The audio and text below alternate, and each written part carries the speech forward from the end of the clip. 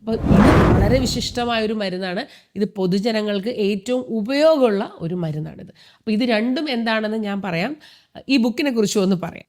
സദ്ഗുരുവേ ശരണം. ബാലസർവാംഗം എന്ന അതിവിശിഷ്ടമായ ആയുർവേദ മരുന്ന്, ശാന്തിഗിരി ആശ്രമത്തിൻ്റെ പേറ്റന്റ് മെഡിസിനെ കുറിച്ച് ഞാനൊരു വീഡിയോ ഇട്ടിരുന്നു. അപ്പോൾ അത് ഫേസ്ബുക്കിൽ ഏകദേശം 1.5 ലക്ഷത്തോളം ആളുകൾ ഇത് കാണുകയും ഒരുപാട് പേരത് ഷെയർ ചെയ്യുകയൊക്കെ ചെയ്തിരുന്നു. ആ മരുന്ന് കഴിച്ച് അസുഖം എങ്ങനെ മാറി എന്നുള്ളതിനെക്കുറിച്ചുള്ള കമൻസ് ഒക്കെ നിങ്ങൾക്ക് ആ കമൻറ്റ് ബോക്സിൽ കാണാം. പക്ഷെ ചില ആൾക്കാർ അതിനകത്ത് വന്നിട്ട് ഇതിനെ കളിയാക്കുക. ഇപ്പം സലീം കുമാർ മരിച്ചപ്പോൾ ഒരു വൈദ്യനെ കണ്ടു, അങ്ങനെ ഛർദ്ദിച്ചു, അപ്പോൾ ആ കാര്യങ്ങളൊക്കെ പറഞ്ഞുകൊണ്ട് അതായത് ആയുർവേദം അല്ലെങ്കിൽ നമ്മുടെ ഹോളിസ്റ്റിക് മെഡിസിനെയൊക്കെ കളിയാക്കിക്കൊണ്ട് കമൻസ് ഒരുപാട് വന്നു. എന്നാൽ അതിനുള്ള നല്ല മറുപടി ആൾക്കാർ തന്നെ കൊടുത്തിട്ടുമുണ്ട് കേട്ടോ. അപ്പോൾ എന്തായാലും ആ ഒരു സാഹചര്യത്തിൽ ഞാൻ വിചാരിച്ചു ഒരു പുതിയ മരുന്നും കൂടെ ഒന്ന് പരിചയപ്പെടുത്തണം എന്ന്. ഇതിനിടയ്ക്ക് പെട്ടെന്ന് എനിക്ക് പനി വന്നു. അപ്പോൾ ഈ ഒരു 3-4 ദിവസം നല്ല പനിയായിരുന്നു. ആ പനിയായിരുന്ന സമയത്ത് ഞാൻ കഴിച്ച ഒരു മരുന്നാണിത് എൻ്റെ കയ്യിലിരിക്കുന്നത്.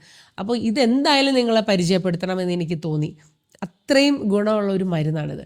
അപ്പം അതിനെക്കുറിച്ചും പിന്നെ ഈ ഒരു ബുക്ക് കണ്ടോ, ഈ ഒരു ബുക്ക് നിങ്ങൾക്ക് എല്ലാവർക്കും കാണാമല്ലോ അല്ലേ. ഇത് ചരക പൈതൃകം ഡോക്ടർ MS വല്യത്താൻ എഴുതിയ ഗ്രന്ഥമാണ്.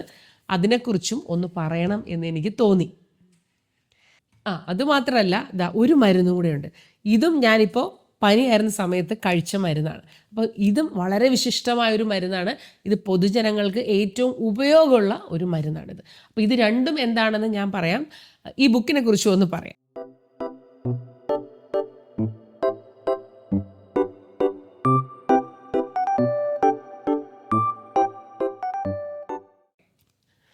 എല്ലാവർക്കും ലൈഫ് ഡിവൈൻ്റെ പുതിയ എപ്പിസോഡിലേക്ക് സ്വാഗതം.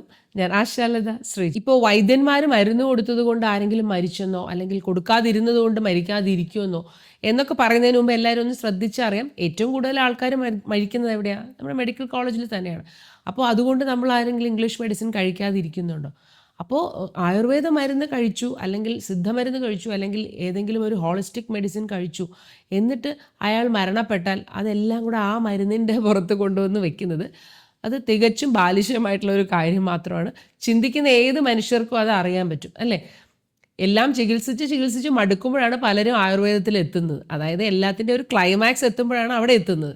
അപ്പോൾ അവിടെ എത്തിയിട്ട് പിന്നെ ആ മരുന്ന് കൊണ്ട് മരിച്ചു എന്നാണ് പറയുന്നത്. അതെങ്ങനെ ശരിയാവും? പിന്നെ ചികിത്സാ പിഴവെന്ന് പറയുന്നത് ഇന്ന് ഏറ്റവും കൂടുതൽ എവിടെയാണ് നടക്കുന്നത്? അപ്പോൾ അത്രയും ചികിത്സാ പിഴവൊന്നും വേറൊരു മേഖലയിലും ഇല്ലല്ലോ. അപ്പോൾ ഇതൊക്കെ പറയുമ്പോൾ എല്ലാവർക്കും മനസ്സിലാക്കാൻ കഴിയും. കുറച്ച് പേര് മാത്രമേ ഈ ഒട്ടകപക്ഷിയെ പോലെ അവരുടെ ലോകത്തിരിക്കുകയാണെന്ന് എനിക്ക് തോന്നുന്നത്.